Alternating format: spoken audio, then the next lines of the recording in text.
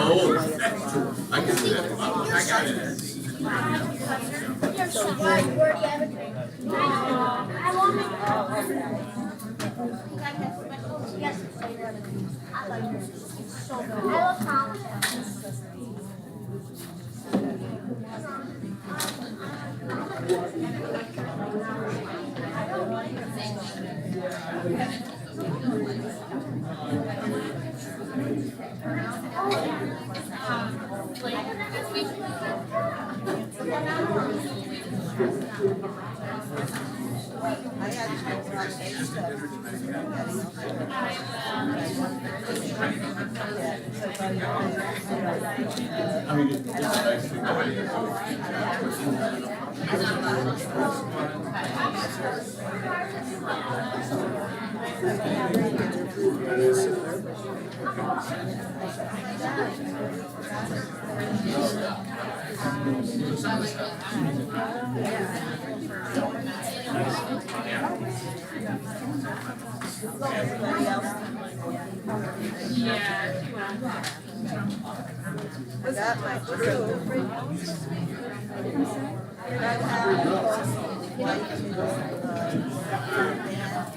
All right, I'm going to call our meeting to order at 6:30. So as we're gathering together here, our first order of business is our public hearing.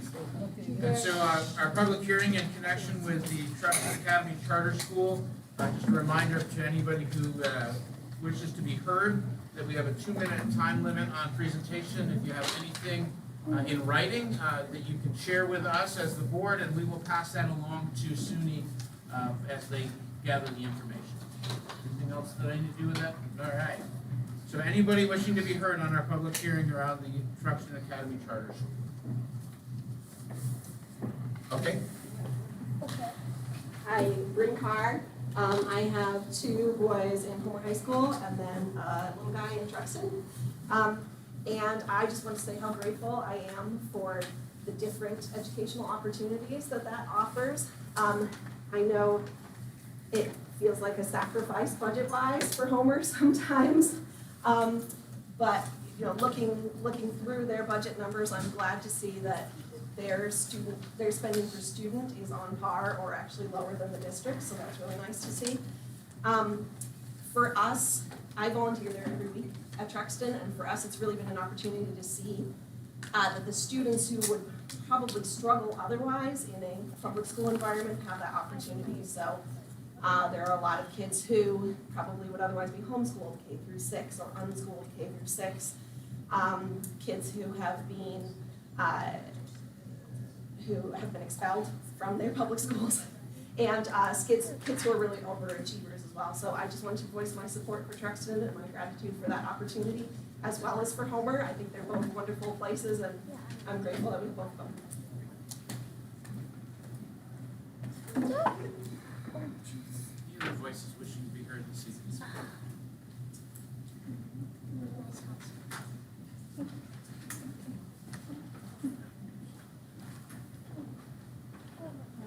It's a joy to be here again, and thank you.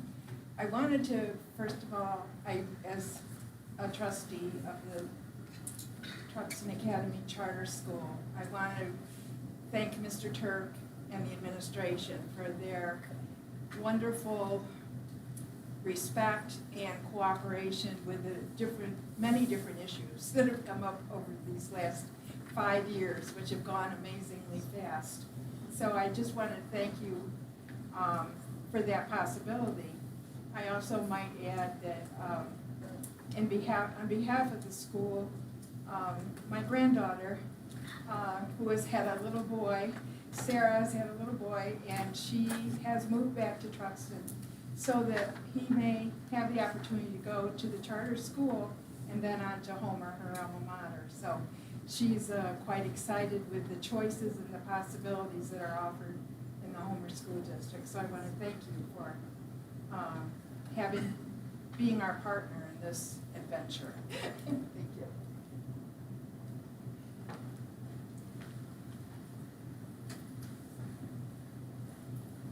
Additional voices this evening?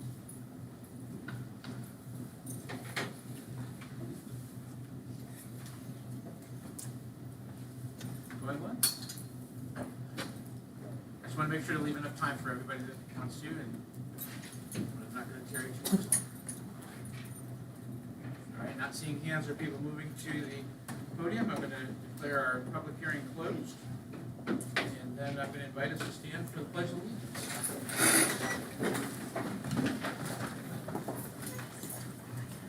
I pledge allegiance to the flag of the United States of America and to the republic for which it stands, one nation, under God, indivisible, with liberty and justice for all.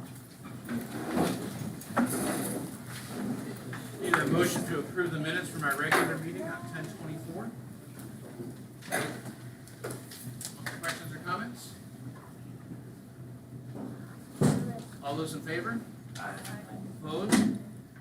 Abstentions? All right, now I need a motion to approve the minutes of the 11/3 special meeting. Questions or comments? All those in favor? Aye. Opposed? Abstentions?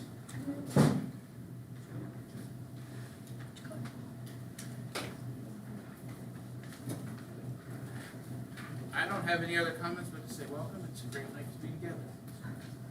I have a couple. The long-awaited elementary school playground is completed. It looks wonderful. Our kids are out using it. The weather didn't cooperate necessarily for us to be able to do a full-fledged day of play, but the kids, to try to hold them back would have been a mistake. So they're out. If you haven't seen it, it's really beautiful. It's a great space. The last bit of work that's done this fall, there's just some punch list items left. But on your way out, if you want to poke your head in the intermediate library, that's been a long time coming as well. If you remember, if you've been on the board a while, we had some issues there. We had to declare an emergency project, and the new desk has just been placed in there. The hard surfaces on the countertops have just been placed. It really is a nice place for kids. And thanks to Katie Topman, for the library media specialist, for being such a partner in that, because it did take longer than we would have wanted. But good news is, just punch list items for the rest of the fall. The next bit of work that you will see around the district will be in April, when we kick off our April break. They're going to be getting started early in the home careers over at the junior high school. That will allow them, we hope, to get it started in April, be finished by next fall, as opposed to kicking it into next fall. So Barb Bachman's been great and is excited about the opportunity for that to get started early. So she's been very cooperative, and we appreciate that as well. The other thing I wanted to let you know is we have some of our thespians here tonight.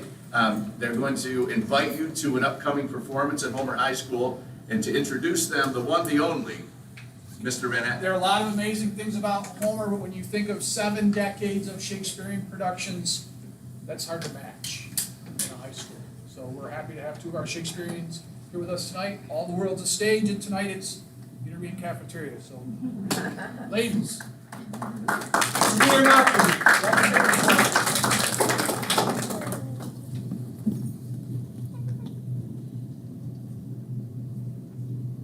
Superintendent Turk, President Balance, Vice President Maslin, and Board of Education members.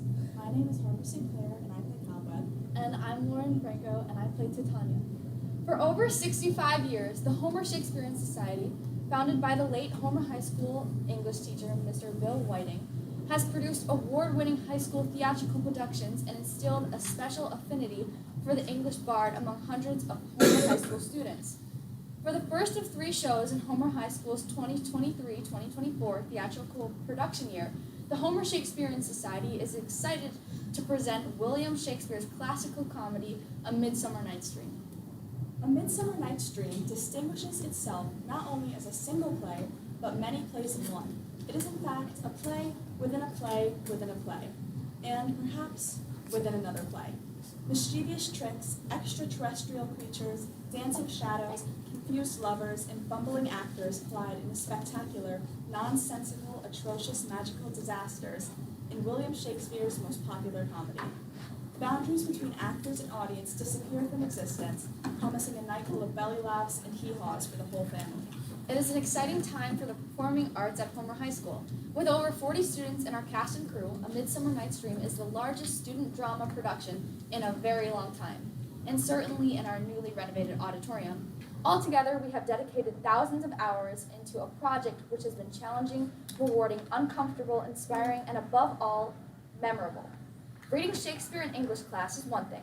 Bringing Shakespeare to life, especially in an entirely different time period and place, is something very different. Making art together means so much to all of us, and we are very excited for the Homer community to see the results. We would wish you, or we would request you, or we would entreat you, not to fear, not to tremble. Won't you give us your hands this weekend on November 17th at 7 p.m. or November 18th at 2 p.m. and 7 p.m.? We hope to see all of you there. We have papers for you.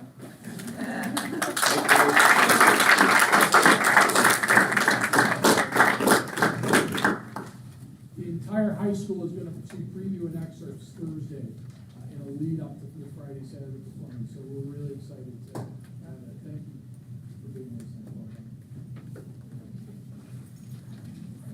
Take some treats on the way. Before Mrs. Jacobo gets them.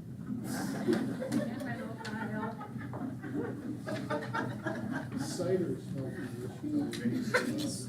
Board presentation, we have more to share with us. No. All right, so that'll bring us to our board presentation. Yes, and Mrs. Falls is here with some of the Homer Intermediate School's finest staff and students to speak to us this evening. Yes. Mrs. Falls. I have a few guests. So our adults, we have Mrs. Sinquani, and we have Mrs. Laura Ford. And we've asked Mrs. Ford to be here also. She is a professional development student, so she is here through SUNY Cortland getting her master's in teaching. So she has been in with Mrs. Sinquani's class since September, and she's helped out a few other places. So we appreciate her being here as part of that program that we've done for many years. And today I also have Wyatt and Connor, and they are going to show you, we have implemented in the last few years, it's kind of started and built up through all the grade levels now, our fluency activities to work on. I'll let them know, I'll let them talk, and then I'll fill in any other pieces. I don't want to take anything from them, so. All right, thank you, Mrs. Falls. So we're doing a lot of tracking student growth and tracking student data. In third grade, we're really teaching them this concept to kind of show how they're progressing and showing their own growth so that they can go home and share with their families.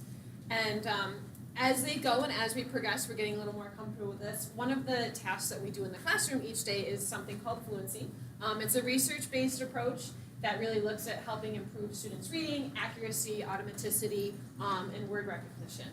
So boys, can you share, when we do our fluency, how often do we do it? One time every day. One time every day, okay. And how long do we do this activity? 1 minute.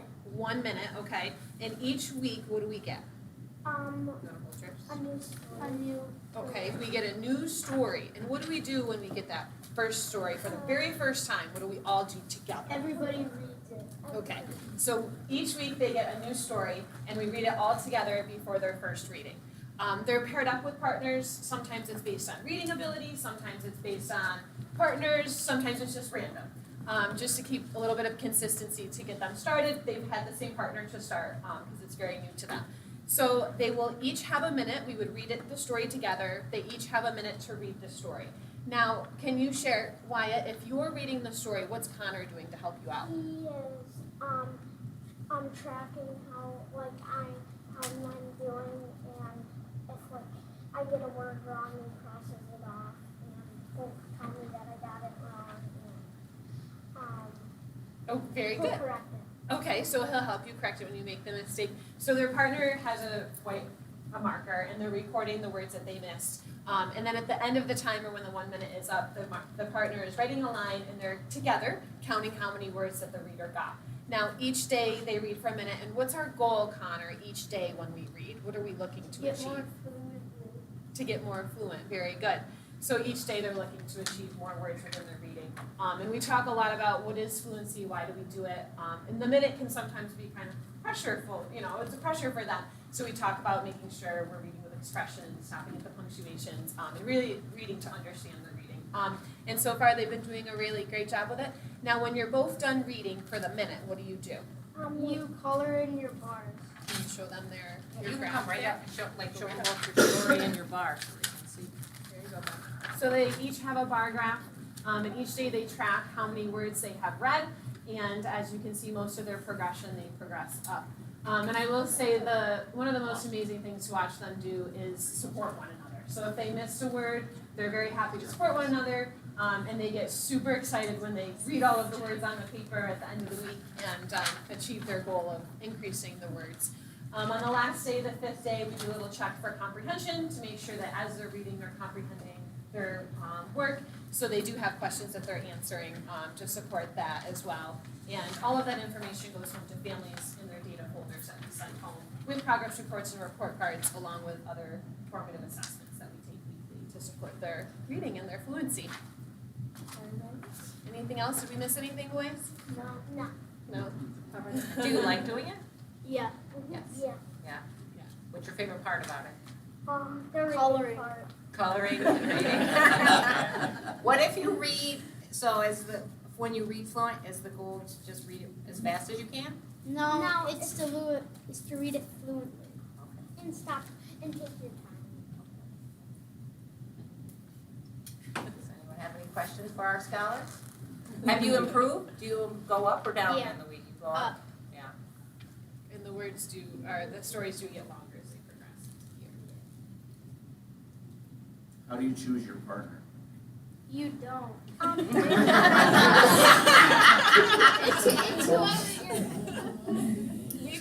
We've had the same partner consistently right now. We change it up when there's some absences and we're learning. But now we're at the point in the year. It's usually after the 10-week mark that we do change our partners. We do adjust to meet levels and abilities. Now that they're into the routine of this.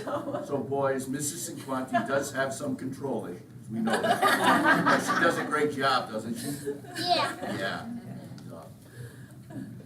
And it was funny, this year, 5th grade, they started, and the kids had done it, 3rd and 4th grade, so as the kids came into the classroom to start it, the kids knew how to do it and showed the teachers.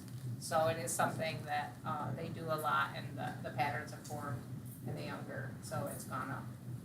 Awesome stuff. What's the average of words per minute? I saw on their sheets they're over 100 words in their minute. What's the average that your class is doing? That's about the average. Some of our kiddos are reading the whole story, so we're kind of expanding on that. The average of what is expected right now is just 71 words per minute, so they are excelling, and we have seen a trend over we've started it last year, I believe, and we have seen an increase in kiddos' reading abilities as they move to 4th grade this year and stuff, so that was pretty exciting to see the effectiveness of the practice. Is it 4th grade level reading material, or are they still going over 3rd? So right now it's 3rd grade reading material. For kiddos who aren't there yet, we do have 2nd grade reading material that we do support them with. And then as they progress, it gets a little more challenging. So we try very hard to adapt to their abilities and where they're at to move them along and challenge the ones that can be challenged. The teachers sit together at their grade level meetings and look at the passages, and then also think about the comprehension questions. What is it measuring? Do we want to put in another essential standard? I know today the meeting was, how do we get summary into some of the fluency activities so they can kind of get multiple standards with the same activities and stories. So there is a comprehension piece for the kids? There is, yes, at the end of the 5 days, there's a comprehension piece that goes along with their other CFA that we take. So it's comprehension questions. This one specifically doesn't, the back isn't on here, but it'll have the reading passage and it will have a question. They have just started, the only question that they've had so far is multiple choice to identify the summary of the text. And we're going to gradually release them to have them write their own summary. So we're talking about what is a summary, what does it look like, and then eventually they're going to write their own summary of the text. And there are a few more questions that are coming pretty soon that they'll be also answering to go along with the passage now that we're into the routine of that.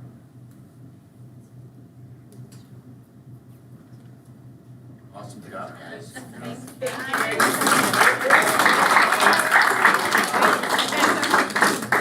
Come up, Mr. Bollins has something for you. Ready to go. They want more cookies. They will, well, that can probably be arranged, they probably should talk with the person who brought them before they do this. All right, so Ryan, thank you so much for sharing with us about your time in school. Connor, thank you so much, you can, all right. And Laura, you get one too. Thank you for guiding and walking with our young people. Thank you. Mrs. Sinquanti, you get one as well. Oh, thank you. Thank you so very much. Thank Thank you. you. Appreciate it. Absolutely, my pleasure. I gotta go through my.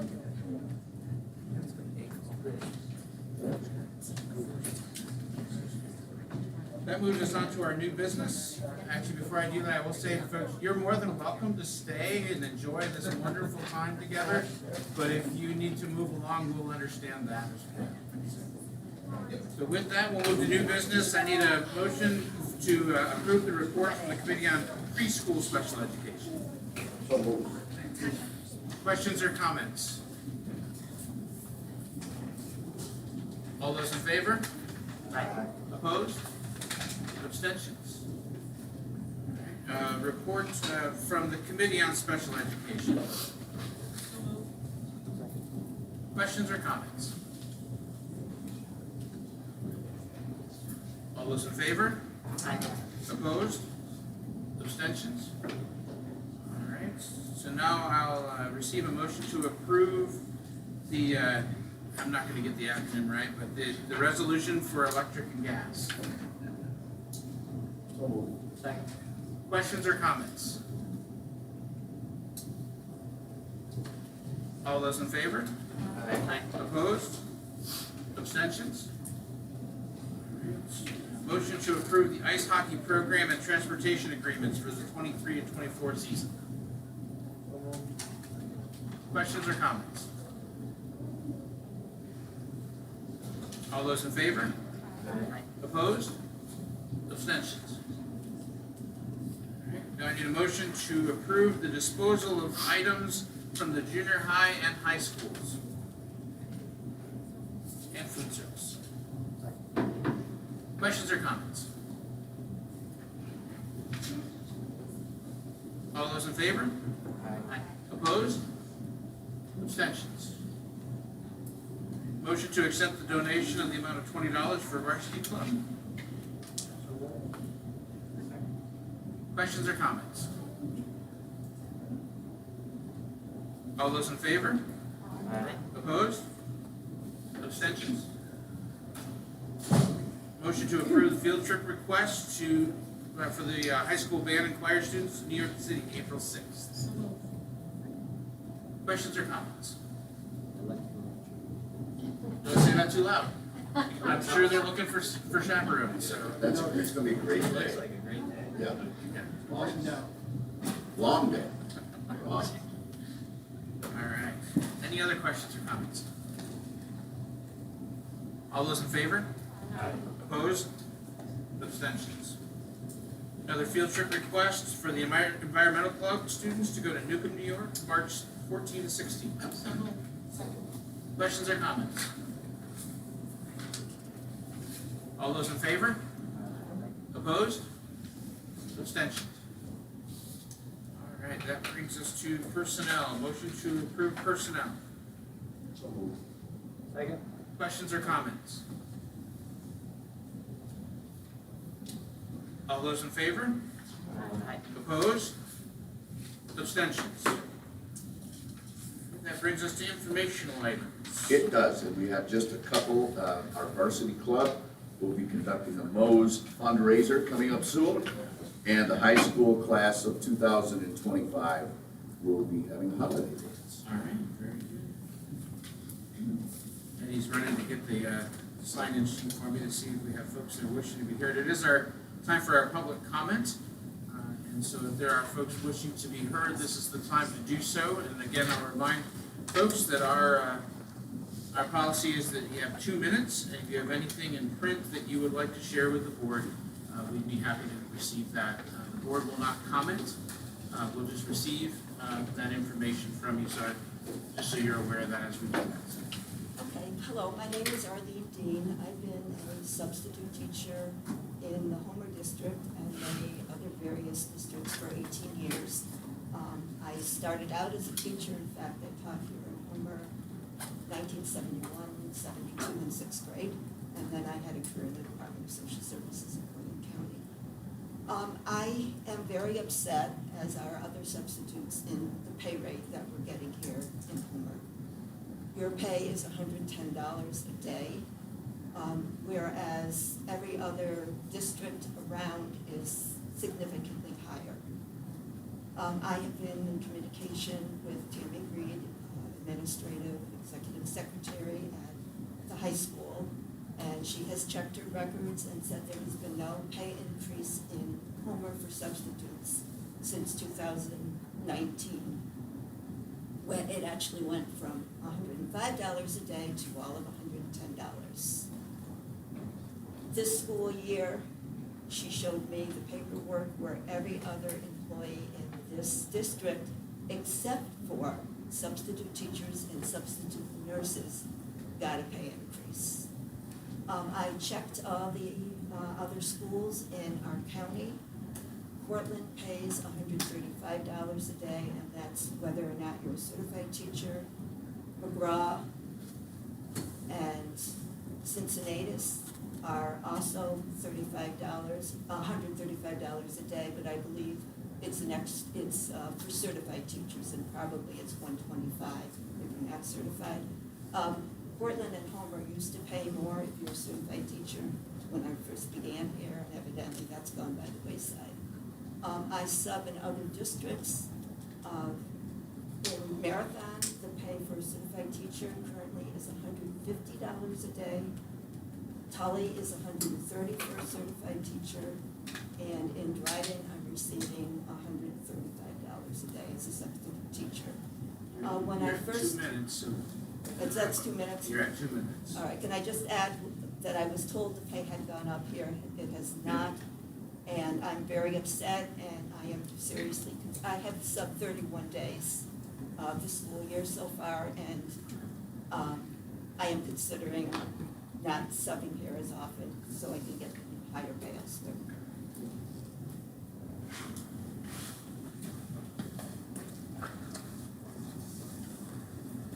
Hi, everybody, I'm Ingrid Fox, and ironically, I'm here about theater. Cortland Repertory Theater, when they first started the Pavilion Awards program years ago, we started it to say to the public schools, to the schools, thank you for supporting theater, thank you for supporting the arts. And we're continuing to do that. But we had to stop, of course, with COVID, but we're starting it up again, and we're gonna do it differently. I have here, and I realize I'm about 3 short, I have how we're doing it, so I'll give these to you so you can see them, see what we're doing. And I really like what's happening, because when we were doing it earlier, we did not have Cincinnatus, we did not have Marathon, and they have joined us too. So like this weekend, we have 4 schools doing either a musical or a play, and as judges, we used to have to get to all of those. We're gonna be going to those. I'm going to Homer and to Portland this weekend, but we feel that we've kind of put this in the hands of the students, in the hands of the directors, and also in the hands of the audience. And you'll see on this paper what it's going to be about. The one thing I wanted to tell you is that every year we will be giving an education award. It's gonna be called the Rona Knoebel Excellence in Theater Education. And as you know, Rona did amazing things in our theater program here. And I really wanted you to be sure to know that. And I want to say thank you, thank you, thank you. I've seen so many of our students just blossom on that stage and go on. And actually, he was a music head, but he's one of our fellows now that does our sound down at CRT during the winter months. And my daughter's at Ford's Theater. So a lot of our kids are going on and doing various things in the arts. So thank you for supporting the arts. And go see theater this weekend. You've got your choice. Thank you very much.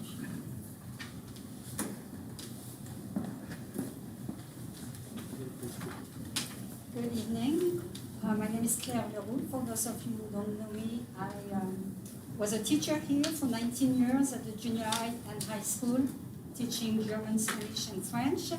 I retired 2 years ago, and I've been substitute teaching the last 2 years, and I have loved it. It was great going to the elementary school, coming back to the junior high where I started 20 years ago with Mr. Turk when he moved to the junior high.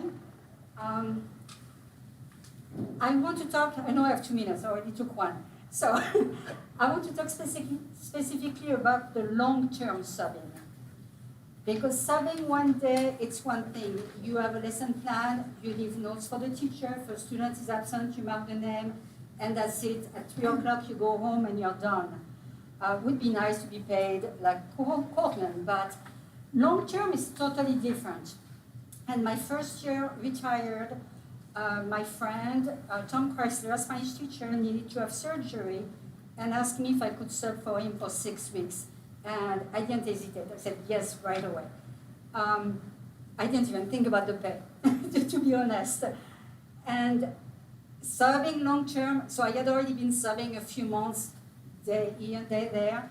It's a different story because when a student is absent 3 days in a row, on the 4th day, you, the substitute teacher, has to catch up with that student. You have to give quizzes. You have to correct them. You have to, maybe enter the grades in school tool. There's a lot to do, The lesson plans that are left have to be adapted because if they are left for 5 weeks, it's not like just for one day. You might have to adjust. So it's a lot of work. And I actually talked with Cheryl Carboyne, and she told me I could use her name. When she retired 8 years ago, she did 3 long-term subbing in the last 7 years. That's the first year she's not subbing anymore.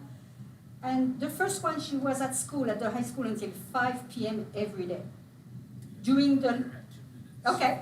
So I want to say that I checked only with 2 friends. I didn't call all districts around, but I have a friend teaching in Groton. They pay long-term sub $165 a day, and I have a friend teaching in McGraw. They pay long-term subs $235 per day, and Homer is $110 a day, not even half. If you are a retiree like me, we get an extra $10. I have been told that if you ask, you can get another $10 more. You're pushing your time. Okay, I'm done. Thank you for listening.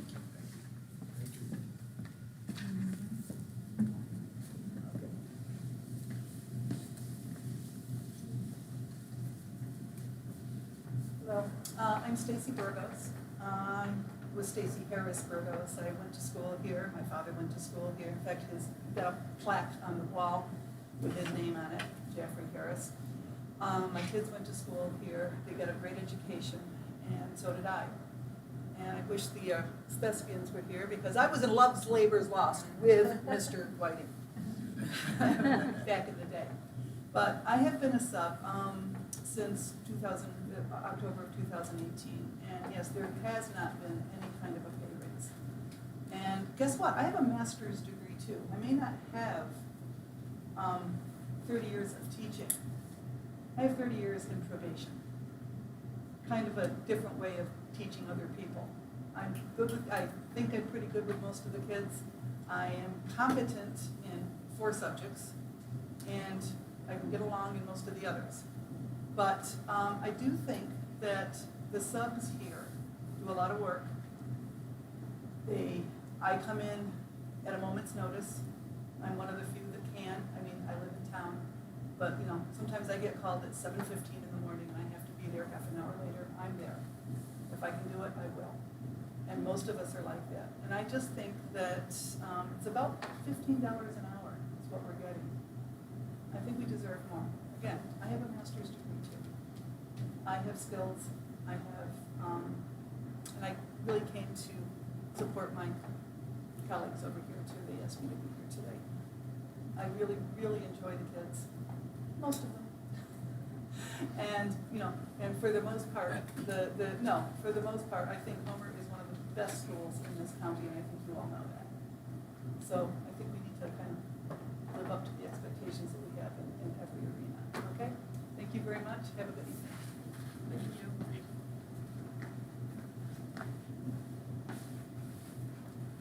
Anybody else wishing to be heard this evening?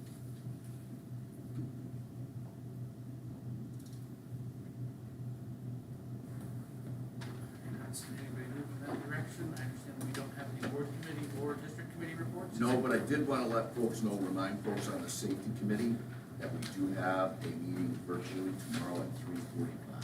Okay. Should last about an hour. Let's do board member activities.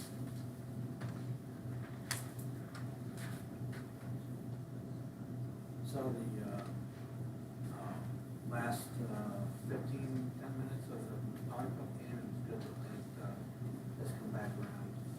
We did have this, it's over correct. Right. So it's nice for the kids. I think a lot of the kids' feedback is what I've heard. It was a good event. Yep. A lot of people had a good time. Spectators enjoyed it.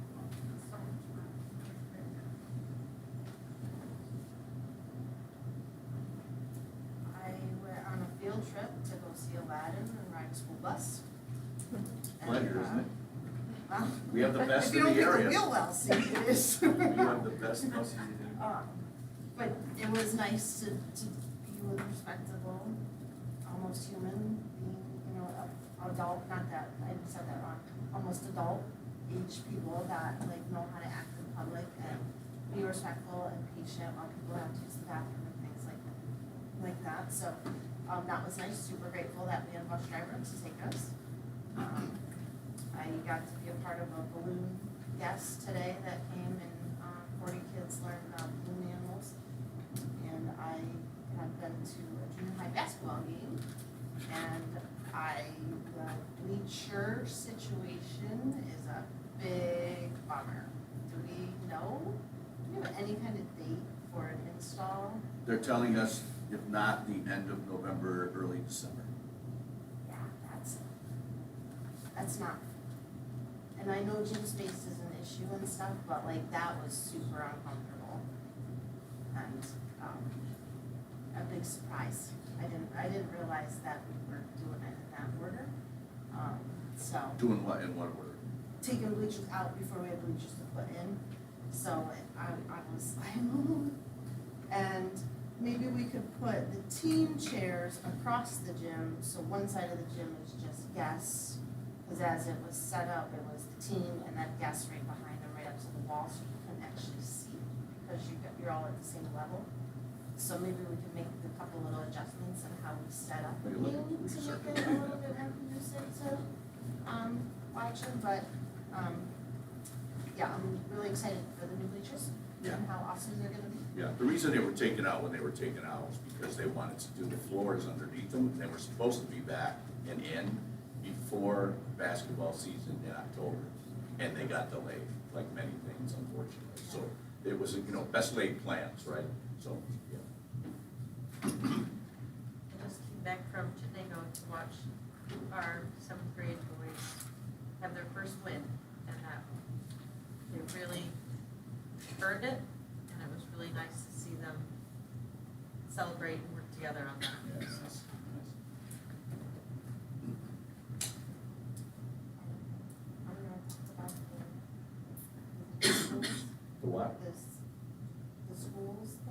like stopping by schools and stuff, and talk about it at the, on the other meeting? Is that what we're talking We don't about? have it on the agenda now. Oh, it has to be a Yeah. thing? Yeah. So can we make sure to add that to our agenda, to talk about school visit process? Yeah. So that we can make sure to get that in. Yeah. Will do.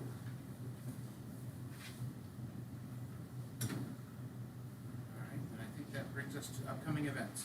Yes, planning for college, the high school this week on Thursday night, financing your education, that'll be taking place at the high school. We already had mentioned the Shakespearean plays this weekend, and we are at the Thanksgiving recess. The school year's moving along. And I'll entertain a motion to adjourn. Second. All those in favor? Anybody wants to walk in the library?